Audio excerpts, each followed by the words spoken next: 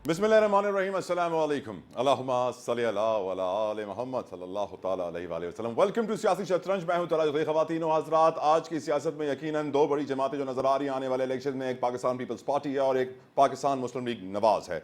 अगर बात करें नवाज शरीफ साहब की या पीपल्स पार्टी की, तो दोनों सियासी जमातों को इस बात का तदारुक है, एहसास है कि जो मुल्क के मुआशी हालात हैं वो इंतहाई अहमियत दरकार हैं, उनके ऊपर नज़र डालनी होगी। अगर पाकिस्तान को आगे बढ़ना है तो हर सियासी जमात को ये सोचना होगा कि मईशत का पहिया कैसे चलेगा, क्योंकि हमारा इंपोर्ट बिल तो 1 महीने का है फॉरेक्स रिजर्व्स में जो डॉलर हमारे पास पड़े हुए हैं, और उसमें से भी 2 अरब डॉलर ऐसे हैं जो 23 जनवरी को यूएई को, मुत्तहदा अरब अमारात को रोल ओवर करने हैं। तो यकीनन आज हम देखते हैं कि मियां नवाज शरीफ साहब ने भी अपनी तकारीर में, अपने खिताबात में यही कहा है कि मईशत के लिए एमरजेंसी बुनियादों पर काम करना होगा। बिलावल भुट्टो जरदारी साहब ने भी यही कहा है कि आज जो हम मईशत के हालात देख रहे हैं आज से पहले कभी नहीं देखे। तो आज मैं आपसे यही कहूंगा कि आप जिसको भी वोट डालें ये जरूर याद रखिएगा कि मईशत के लिए उनके पास क्या प्लान है, क्या तरीक़ेकार है, क्या लाहे अमल है। अगर मुआशी प्लान मौजूद नहीं तो सियासी प्लान किसी काम का नहीं। इसलिए वोटर को सोचना होगा कि अब महंगाई, बेरोजगारी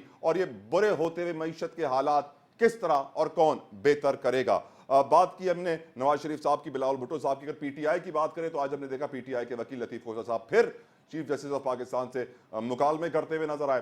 पहला एपिसोड हमने तब देखा था जब चीफ जस्टिस ने कहा था कि सरदार हटा दें आप लतीफ खोसा अपने नाम से, जिसके ऊपर कहा गया कि 1976 के बाद सरदार खत्म हो गया, आप क्यों लगाते अपने नाम में सरदार। और फिर हमने देखा कि जो तरीकेकार लतीफ खोसा ने अगली बार अपनाया उसके ऊपर ऑनरेबल चीफ जस्टिस ने कहा कि ये तरीका दुरुस्त नहीं है। और आज हमने क्या देखा, आज हमने देखा कि ऑनरेबल चीफ जस्टिस कहते हैं कि आप बाहर जाकर कहते हैं कि अदलिया पर एतबार नहीं, और फिर अदालत में आकर कहते हैं कि हमें रिलीफ चाहिए।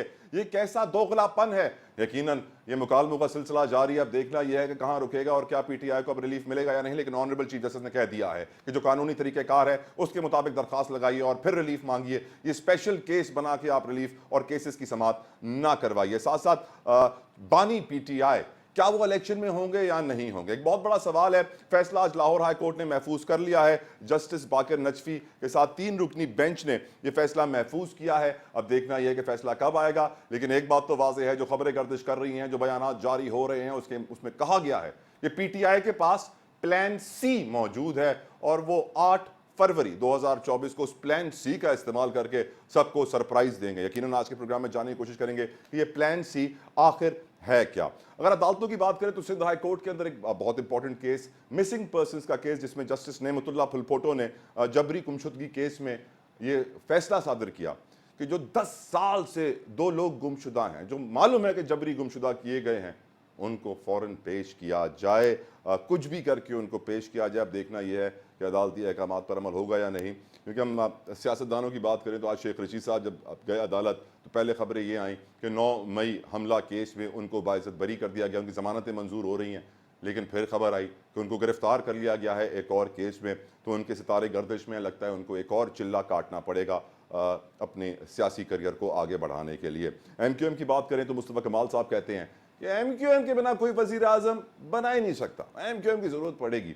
यकीनन एमक्यूएम का माजी में भी, तारीख में यही हम नज़र डालते हैं तो मालूम पड़ता है कि एमक्यूएम हमेशा किसी न किसी की साइड लेती है, खुद मेन रोल में नज़र नहीं आती, लेकिन साइड लाइन पे ज़रूर रोल में हमें नज़र आती है। बात करें जहांगीर तरीन साहब की, इस्तेहकाम पाकिस्तान पार्टी की, तो उनका स्टेटमेंट आज इंतहाई गौर तलब है, आपकी तवज्जो चाहिए।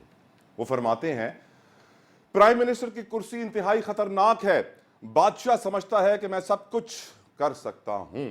यकीनन हम जानते हैं अंग्रेजी का मुहावरा है एब्सोल्यूट पावर करप्ट्स एब्सोल्यूटली।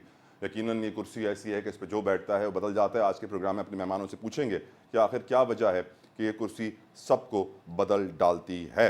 एक और बहुत इंपॉर्टेंट खबर आज की ये थी कि वफाकी मोहतसब फौजिया वकार साहिबा ने साबिक DG NAB justice retired Javed Iqbal और साबिक चेयरमैन नैब और साबिक डीजी नैब दोनों को तलब कर लिया है। तैयबा गुल हिरासा केस, जिसके अंदर कहा गया था कि तैयबा गुल गई थी नैब के पास अपनी इन्वेस्टिगेशन, अपनी कंप्लेंट के साथ, लेकिन फिर चेयरमैन नैब ने कह दिया कि आपको ये काम करने होंगे, फिर आपकी इंक्वायरीज खुलेंगी, जिसके ऊपर वो वफाकी मोहतसब की बात काफ़ी वक्त से हैं। लेट्स सी कि क्या वफाकी मोहतसब इतने ताकतवर शख्स को सज़ा सुना सकता है या नहीं।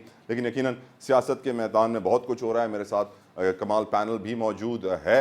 مجھے جوائن کر چکی ہیں شرمیلا فاروقی صاحبہ فرام پاکستان پیپلز پارٹی. شرمیلا صاحبہ thank you so very much for your precious time.